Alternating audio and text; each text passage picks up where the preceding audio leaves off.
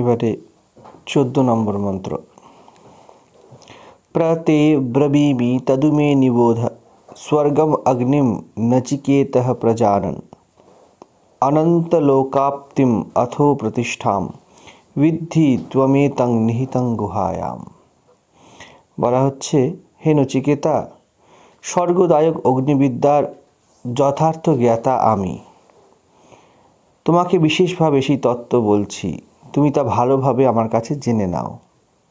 তুমি একে অবিনাশী লোকের প্রাপ্তিকারক, তার আধার আর গুহায় লুকানো জানবে। একদম লিটারালি যা এর অর্থ বলা হচ্ছে সেইটুকুনি বলা হলো। এই যে শেষে বলা হলো অনন্ত লোকের প্রাপ্তির আধার বা প্রাপ্তিকারক। প্রাপ্তিকারক কথার অর্থ হলো প্রাপ্তির সহায়ক। আর প্রতিষ্ঠাম এটা বলা হয়েছে, অর্থাৎ যার উপর দাঁড়ানো যায়, দাঁড় হতে পারে। আপনি আমার কথা হাজার হাজার বার শুনুন, উপনিষদ হাজার হাজার বার পড়ুন, যদি অন্তরে সেই অ্যাকসেপ্টেন্স বা গ্রহণযোগ্যতা বা সেই আধার না আসে, সেই আধার বলতে আবার কোনো অনন্ত লোকের কথা বা ভগবান আত্মার কথা বলা হচ্ছে না, কিছু বেসিক যোগ্যতা। এবার যোগ্যতা বললেই আমাদের মনে হয়ে যায় এই তো মহারাজ বলছেন যে স্পেসিফিক কিছু না। যে কোনো বিদ্যা অধীত হওয়ার জন্য শাস্ত্র কিছু যোগ্যতা বা অধিকারী নির্বাচন করে। যদি সেই অধিকারিত্ব আপনার মধ্যে না থাকে, তাহলে ওই বিদ্যা আপনার জীবনে কাজে লাগবে না, বা আপনি তা পেয়েও তাকে যথাযথভাবে ইউজ করতে পারবেন না, বা বিদ্যা নিজেকে সম্পূর্ণভাবে ম্যানিফেস্ট করবে না।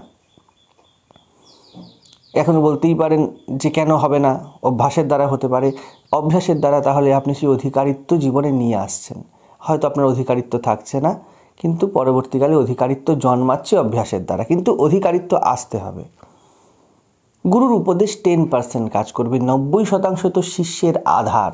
তো যমরাজ বলছেন, তিনি ধর্মরাজও বটে, সদাচার ও সত্যের মাপদণ্ড তিনি জানেন। বললেন, বিদ্যা অর্থাৎ সব গুণের মূল উৎস জীবের অন্তঃকরণের গুহায়। গুহায় মানে গুহা কিরকম হয়? সবই পাহাড়। পাহাড় কেমন হয়? একদম হার্ড হয়, তার মাঝখানে গুহা থাকে। জঙ্গল এমনি দেখা যাচ্ছে গাছপালা, তার মাঝখানে পাথরের কোনো টিলার নিচে গুহা আছে। অর্থাৎ সামান্য অবস্থাতে দাঁড়িয়ে তাকে দেখা যাবে না, বোঝা যাবে না। গুহা মানে কোনো গর্ত নয় যে বুকের মধ্যে কোনো একটি গর্ত আছে, সুড়ঙ্গ আছে, সেখানে দেখা যাবে, এরকম নয়।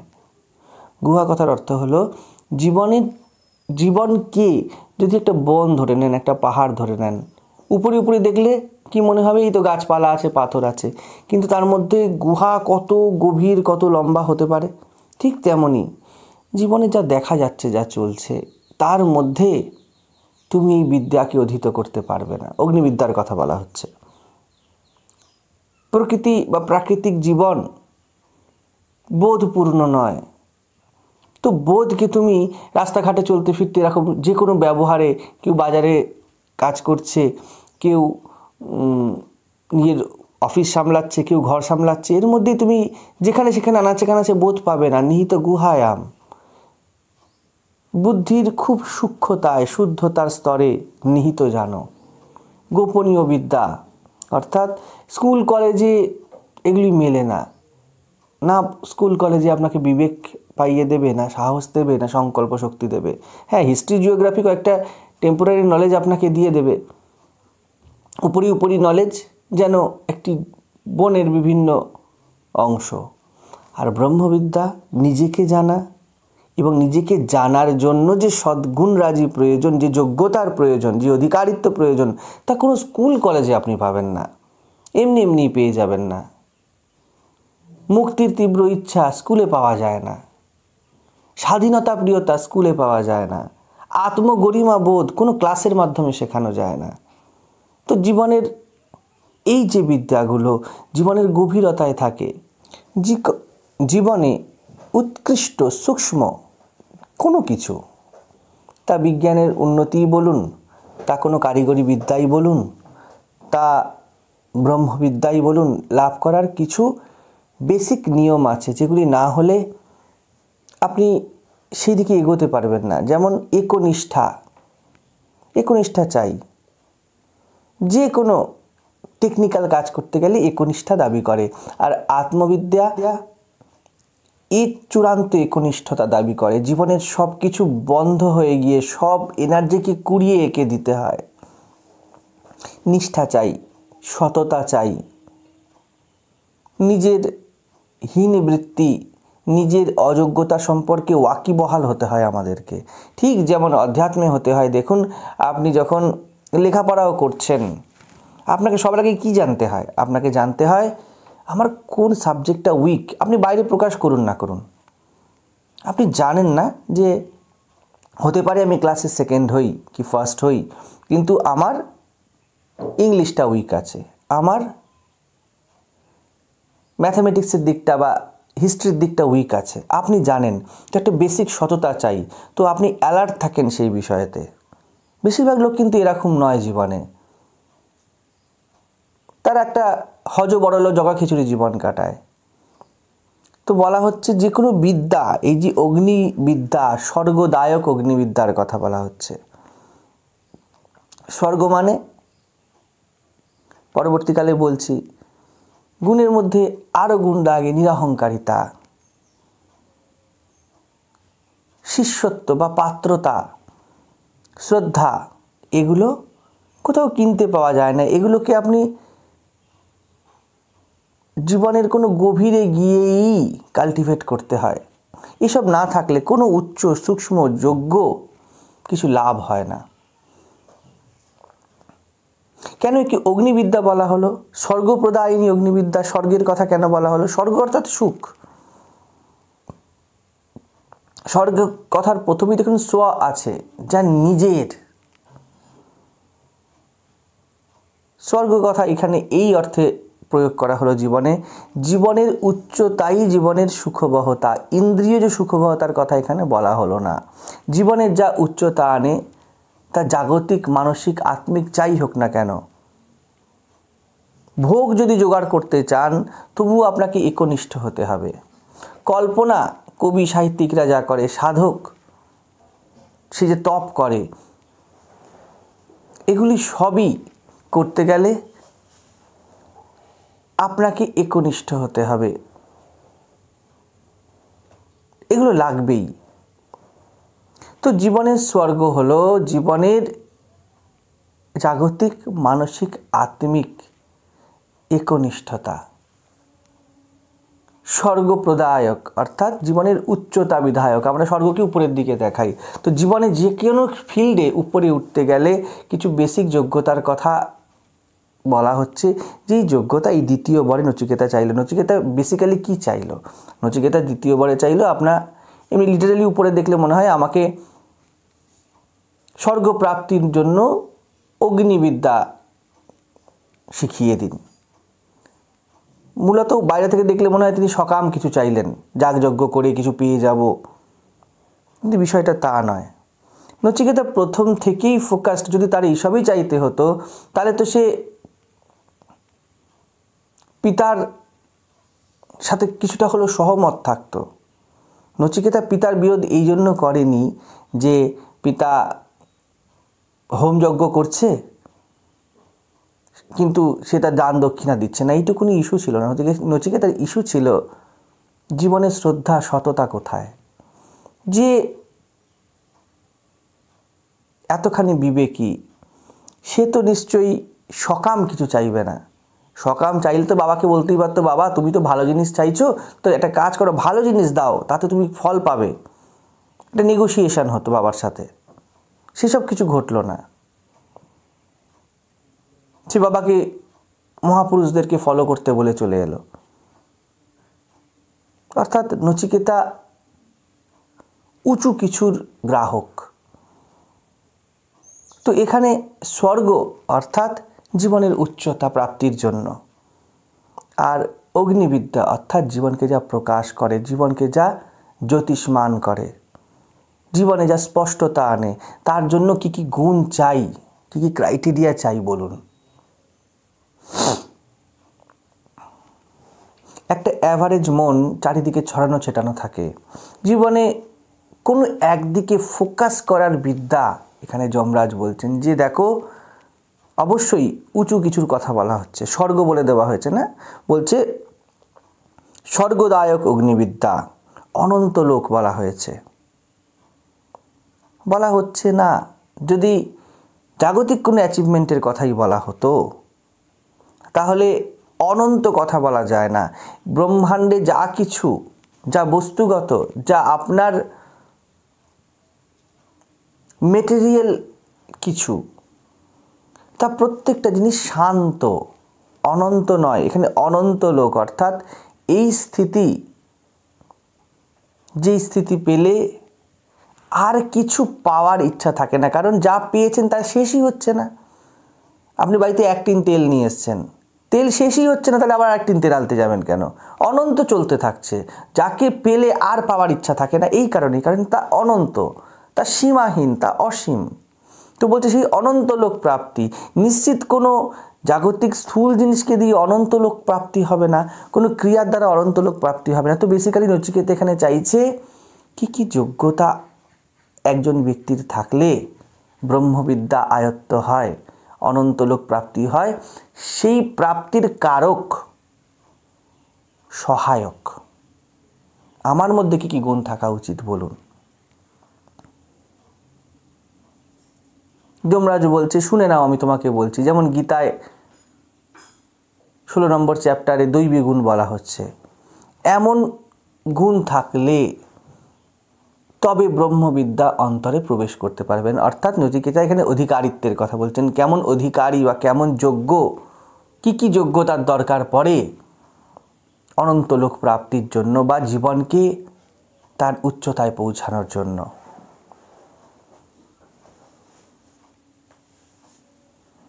আমাদের মধ্যে এই প্রত্যেকের মধ্যে, আমাদের মধ্যে এই গুণগুলি নিবাস করছে। শুধু ব্যক্তিত্ব বা নিজের কন্ডিশন চিন্তার চাপে তা ঢেকে আছে।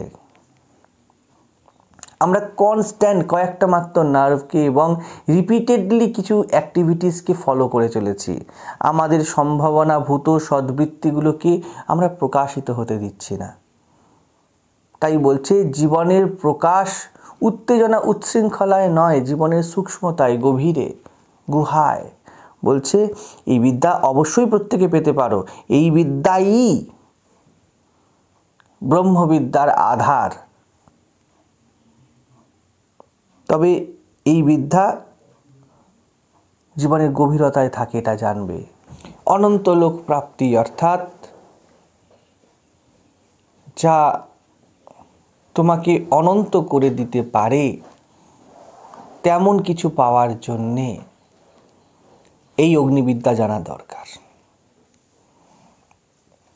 সংসারের আধারভূত এই বিদ্যা, অর্থাৎ যেখান থেকেই সংসার জেনারেট হয়।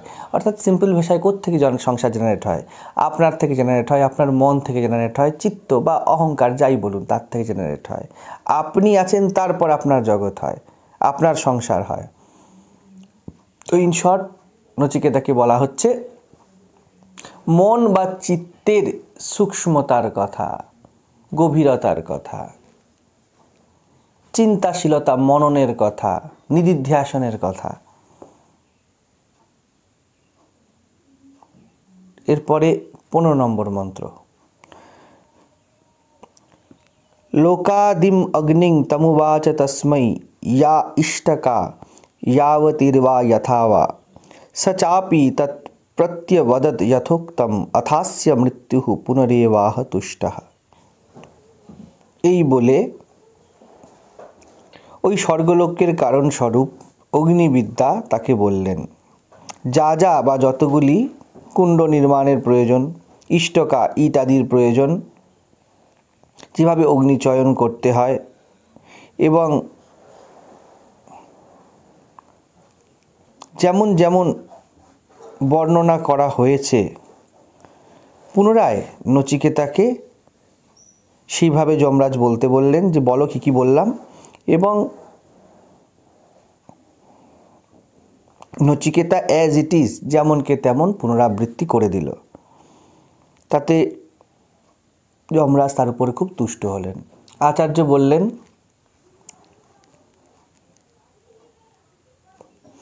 সমস্ত লোকের আদি কারণভূত অগ্নিবিদ্যা, অর্থাৎ সব জগতের বা সব কিছুর কারণ কে? একটু আগে বলা হলো আপনি নিজে সব কিছুর কারণ, আপনার মনেতেই জগৎ। রাত্রিবেলায় আপনি ঘুমিয়ে পড়েন, আপনার চিত্ত ঘুমিয়ে পড়ে, আপনার জন্য এই জগৎ নেই। তো সমস্ত জগতের কারণ কি হলো? আপনার মন। এই বিদ্যাই আদি কারণ বা নিজেকে চেনার যাত্রার সিঁড়ি, যা নচিকেতা চেয়েছিল। একদম তাই যমরাজও বলছেন তোমাকে বিধি বলছি। ইষ্টক বা ইট, এ কথার অর্থ কি? একক বা ইউনিট। কিভাবে চয়ন করতে হবে বলছি, অর্থাৎ প্র্যাকটিক্যালি বিষয়টা কি তা বলছি। ইষ্টক মানে অনেকে মানে করেছে ইষ্ট বা অভীষ্ট বস্তু প্রাপ্তির জন্য কিভাবে ধাপে ধাপে ইটের মতো নিজের অন্তঃকরণকে সদ্গুণের দ্বারা, কি যোগ্যতার দ্বারা গড়ে তুলবে। যেমন হোম করতে গেলে, কুণ্ড নির্মাণ করতে গেলে ইটের প্রয়োজন পড়ে, সেরকমই জীবনকে প্রকাশ করতে গেলে কি গুণাবলীর ইট প্রয়োজন। জ্যোতি দিয়ে, অর্থাৎ তেজপূর্ণ বা সাহসী বা বীরত্ব, তা দিয়ে গড়তে হয়। অগ্নিবিদ্যার প্রত্যেকটি একক তাকে শেখানো হলো। বলা যেতে পারে এক কথাতে সংক্ষেপে, ব্রহ্মচর্যের পথ বা যোগ্যতা। একজন ব্রহ্মচারীর কি যোগ্যতা থাকবে যাতে সে ব্রহ্মবিদ্যা প্রাপ্ত করতে পারে, সেগুলি নচিকেতাকে জানানো হলো। এবং নচিকেতাকে জিজ্ঞেস করলেন যমরাজ, বলো নচিকেতা কি বলা হয়েছে। এবং নচিকেতাও খুব শ্রদ্ধার সাথে যেহেতু শুনেছে এবং তার মধ্যে ব্রহ্মবিদ্যার জন্য এত দূর সাহস, বীরত্ব এবং ত্যাগ আছে যে সে নিজের দেহ পর্যন্ত উপেক্ষা করে চলে আসতে পারে, তাই নচিকেতা একদম অ্যাজ ইট ইজ যেমন বলেছে সেরমভাবে বলে দিলেন। তো শিক্ষক খুব খুশি, যমরাজ খুব খুশি, বললেন আমি তোমার উপর খুব প্রসন্ন হয়েছি। 16 নম্বর মন্ত্রে বলছে, ত্বমব্রবীত প্রিয়মাণো মহাত্মা বরং তবে হাদ্য দদামি ভূয়ঃ তবৈব নামনা ভবিতা অয়মগ্নিঃ শৃঙ্কাং চেমাম অনেক রূপাং গৃহাণ। বলছে যমরাজ খুব প্রীত হয়ে নচিকেতাকে বললেন, আজ তোমার এই যোগ্যতার জন্য আমি খুব প্রসন্ন হয়েছি। তোমাকে আমি একটি অতিরিক্ত বর দিতে চাই বা অতিরিক্ত বর দিচ্ছি। এই অগ্নিবিদ্যা তোমার নামেই প্রসিদ্ধ হবে। এবং বলছে এই অনেক রূপাম শৃঙ্কাম, অর্থাৎ বহু বিচিত্র মণিহারযুক্ত একটি হারও তোমাকে আমি আনন্দের সঙ্গে দিচ্ছি, তুমি গ্রহণ করো। কেন ধর্মরাজ এটা করলেন? কারণ নচিকেতা শব্দের অর্থই হলো যে এই প্রপঞ্চে লিপ্ত হয় না। কেউ যদি আগে থেকেই কোনো একটি বিষয়ে ঝোঁক রাখে, বিশেষ ইন্টারেস্ট, জীবনে বিশেষ কিছু স্থান দখল করে আছে, প্রকৃতি বা দৈহিক সুবিধা, নিজের ভালো লাগা, এরম ধরনের কিছু দিকে যদি কেউ ঝুঁকে পড়ে, জেনে রাখুন জীবনের উচ্চতা তার অধরা থাকবে। সব সদ্গুণ যা কিনা পূর্ণত্বের সহায়ক তত্ত্ব তা বিকশিত হবে না, বরং উল্টো হবে। সে নিজেকে মিথ্যার আঁচ থেকে বাঁচাতে পারবে না। একটি ঝোঁক তা আপনার মনকে সম্পূর্ণ আকর্ষণ করে নেবে। কোনো একটি দিকে দুর্বলতা,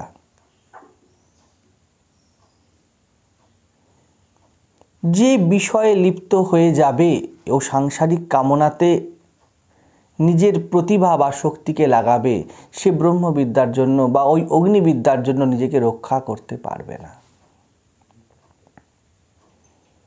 আমাদের মধ্যে অধিকারিত্ব যোগ্যতা দুইই আছে, কিন্তু আমাদের সংকল্পই হয়ে আছে কোনো একটি বিশেষ জিনিসে, এবং তার নাম সংসার। তার নাম সংসার অর্থাৎ আপনি যে বিশেষ জিনিসের প্রতি নিজেকে আটকে রেখেছেন, যেই জিনিসটি আপনার মনের সিংহভাগ দখল করে রেখে দিয়েছে, সেই জিনিসটিই আপনার ব্রহ্মবিদ্যার সবথেকে বড় বাধা হবে। নচিকেতা সে যে কোনো জিনিসে লিপ্ত নয়, তো বলল কি, এই যে কঠোপনিষদ বা এই যে ব্রহ্মবিদ্যা যা যমরাজ দ্বারা বলা হচ্ছে, তার যোগ্যতা যমরাজ আগে বলে দিয়েছে যে এই এই এই এই ক্রাইটেরিয়া চাই অগ্নিবিদ্যা, এবং নচিকেতা একদম তা অ্যাজ ইট ইজ বলে দিয়েছে। অর্থাৎ নচিকেতা নিজের কোনো পার্সোনাল প্রোফাইল রাখেনি, ঠিক নিজেকে যেন খালি একটি পাত্রের মতো নিয়ে এসেছে, এবং যমরাজ দেখছেন, আচার্য দেখছে যে একে আমি মনের মতো করতে পারি। গুরুর কাছে গিয়ে আমাদের কেন হয় না? আমাদের এই কারণে কিছু উন্নতি হয় না, কারণ আমরা গুরুর কাছে খালি হাতে খালি মাথায় যাই না। আমরা আমাদের কনসেপ্ট নিয়ে যাই, আমরা আমাদের বিবেক নিয়ে যাই না। নরেন্দ্রনাথ কোনো কনসেপ্ট নিয়ে স্বামীজি হতে শ্রীরামকৃষ্ণের কাছে যাননি, তিনি খালি মাথা খালি হাত এবং বিবেক নিয়ে গেছিলেন। হ্যাঁ, দেখে নেব, বেছে নেব, অবশ্যই বিবেক প্রয়োজন, বুদ্ধি প্রয়োজন, এতে কোনো সন্দেহ নেই যে বিচারহীন হয়ে আপনাকে যেতে হবে, কিন্তু গুরুর কাছে আগে থেকেই কোনো দিকে ঝোঁক নিয়ে যেতে নেই। ঝোঁক নিয়ে গেলে গুরু যে কথা বলবে তা আপনার জীবনে কাজ করবে না। তো যমরাজ দেখছেন, আচার্য দেখছে যে নচিকেতা একদম খালি মাথায় এসেছে, এই জন্যই তো যেমনটি বললাম তেমনটি বলে দিতে পারলো, নাহলে পারতো না বলতে। আপনি কখন কোনো লেখাপড়া করছেন, কোনো একটা সাবজেক্ট পড়ছেন, হিস্ট্রি হোক, জিওগ্রাফি হোক, আপনি কেন চট করে জিনিসটি কি মাথায় রাখতে পারেন না? কারণ মাথায় আরও অনেক কিছু বসে আছে, সেইগুলোই সারফেসে উঠে আসছে। আপনি যে কিছু মাথায় রাখতে পারছেন না তা নয়, কিন্তু আপনি মাথায় অনেক কিছু রেখেছেন এবং সেগুলি আপনার ফার্স্ট প্রায়োরিটি হয়ে আছে। সেই জন্য পড়তে বসেও পড়ায় মন বসে না। আমরা যেই যেই কাজগুলো হচ্ছে না বলি, তার আগে কিছু হচ্ছে দাঁড়িয়ে আছে, ওই হচ্ছেতে আমাদের ব্যক্তিগত ইন্টারেস্ট আছে। আচার্য দেখছেন নচিকেতার এমন কোনো ইন্টারেস্ট নেই, সেই জন্য বলছে যে তার মানে আমি যে বিদ্যা দিতে চলেছি তার উপযুক্ত আধার তুমি। পাত্রের মধ্যে আপনি আটা রাখবেন একটা কন্টেনারের মধ্যে, তার নিচে গিয়ে হলুদ রাখা আছে, আপনি রাখতে চাইবেন না। কিন্তু যদি সেই পাত্র খালি হয় আপনি কি করবেন? এবং তার উপরে কারোর অধিকারিত্ব না থাকে, কেউ দাবিদার নয় যে আমার হলুদটাও রাখতে হবে, আমার নুনটাও রাখতে হবে, আপনি পাত্রটিকে খুব যত্নে সযত্নে মুছবেন, পাত্রের গায়ে লিখে রাখবেন আটা বা ময়দা, এবং তার মধ্যে পুরো পাত্রটা আপনার যা যা আছে সব আপনি ঢেলে দেবেন, যত ময়দা বা আটা আছে আপনি ঢেলে দিলেন। ঠিক নচিকেতা হলো এমন পাত্র, শিষ্যত্ব ঠিক এমন হবে, ব্যক্তিগত কিছু থাকবে না তার, শুধু একটি জিনিস থাকবে ব্যক্তিগত, মুক্তির ইচ্ছার বিবেক। আর নচিকেতার মধ্যে তা আছে, নচিকেতার মধ্যে শ্রদ্ধা আছে, সে নিতে চায়, তার মধ্যে পাত্রতা আছে, সে খালি পাত্র। তাই বলল যে এই অগ্নিবিদ্যা, এই যোগ্যতাগুলি ব্রহ্মবিদ্যার জন্য আমি নচিকেতাগ্নি নামকরণ করছি। আর কি দিলেন? একটি মুক্তোর হার বা মালা তাকে উপহার দিলেন। এটা যেন বিজয়ের সিম্বল। গুরু আশীর্বাদ আগে থেকেই করে দিচ্ছে, আগে থেকেই প্রসন্ন, কারণ গুরু ভিন্ন। আত্মবিদ্যার আমাদের যে অন্তর্নিহিত সত্য, যে নিরাকার নিরবয়ব সত্য, তার কোনো প্রতিনিধি বা কোনো মূর্তি নেই, যোগাযোগের কোনো উপায় নেই। তাই বলা হয় গুরু যদি প্রসন্ন না হয় কোনোভাবেই কিছু হবার নয়। গুরু অর্থাৎ আমাদের জীবনের যা গুরুতা, তা যদি প্রথম প্রসন্ন মানে তা যদি জীবনের প্রথমেই না উঠে আসে, আপনি যদি জীবনে সবথেকে বেশি গুরুত্ব তাকে না দেন, তাহলে কখনোই এই বিদ্যা অধীত হবে না। গুরুর প্রসন্নতা মানে কোনো ব্যক্তির প্রসন্নতা নয়। হ্যাঁ, কাজের ক্ষেত্রে দেখা যায়, কর্মক্ষেত্রে বা প্র্যাকটিক্যালি যে কোনো ব্যক্তির প্রসন্নতার কথা বলা হচ্ছে, কিন্তু এর মূল সুর হলো আপনি জীবনকে প্রকাশিত করাকেই সব থেকে বেশি দামি, গুরুত্বপূর্ণ, সব থেকে বেশি সময় দেন, সব থেকে বেশি এনার্জি দেন। এবং যে শিষ্য এরকম হবে তার প্রতি গুরু প্রসন্ন হবেই। তো তাকে আগে একটি হার, মণিমুক্তের হার দিয়ে দিল। মণিমুক্তা জ্যোতির প্রতীক, জ্যোতির বলয় যেন তাকে পরিয়ে দেওয়া হলো। গুরুর প্রসন্নতা, তার প্রিয়তাই শিষ্যত্বের যে জীবত্ব, শিষ্যের যে জীবত্ব তার অন্ধকার ঘুচে যাওয়ার কারণ হতে পারে। তারই সিম্বল যে এরপর নচিকেতা যেই দিকে এগোচ্ছে তার গলায় এরকম মণিমুক্তাযুক্ত বিজয় মাল্য বা গুরুর প্রসাদ থাকবে। এরপর 17 নম্বর মন্ত্র।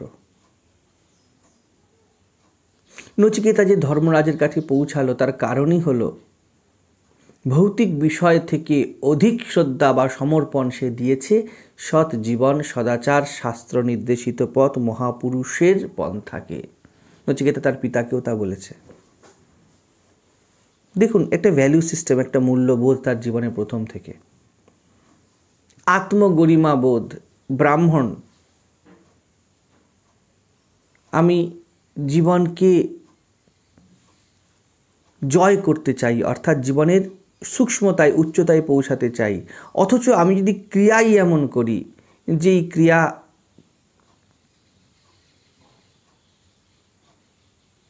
এর মধ্যে কপটতা আছে, যার মধ্যে মিথ্যা আছে, যার মধ্যে ব্যক্তিগত ক্ষুদ্রতাকে গুরুত্ব দেওয়া আছে, তাহলে আমি কি করে জীবনে সেই সূক্ষ্মতায় পৌঁছাবো? কখনোই তো আমি পারবো না। সেই জন্য নচিকেতা প্রথম থেকেই খুব ক্লিয়ার। তো নচিকেতার আজকে এই আচার্যের সম্মুখে পৌঁছানোর কারণই হলো তার এই শাস্ত্রের প্রতি শ্রদ্ধা। তাই যে যজ্ঞ বা ক্রিয়া বা জ্ঞানকে নচিকেতাগ্নি নাম দেওয়া হলো, এর অর্থই হয়ে গেল জীবনে স্পষ্টতা প্রকাশ বা জ্ঞান পাওয়া যায় যখন আপনি আপনার ব্যক্তিগত এজেন্ডা থেকে নির্লিপ্ত থাকেন। জীবনের সব সদ্গুণ, জীবনের সব সঠিক দিক তখন প্রকাশিত হয়ে ওঠে যখন আপনি বিষয়ের সাথে নিজেকে লিপ্ত না করে ফেলেন। বিষয়ের প্রয়োজন আছে, উপযোগিতা আছে, কিন্তু লিপ্ততার প্রয়োজনীয়তা নেই। লিপ্ততাই আপনার জীবনে অন্ধকার ডেকে আনে। এই মণির হার এবং নচিকেতাগ্নি নাম, এই দুটোই তারই পরিচায়ক।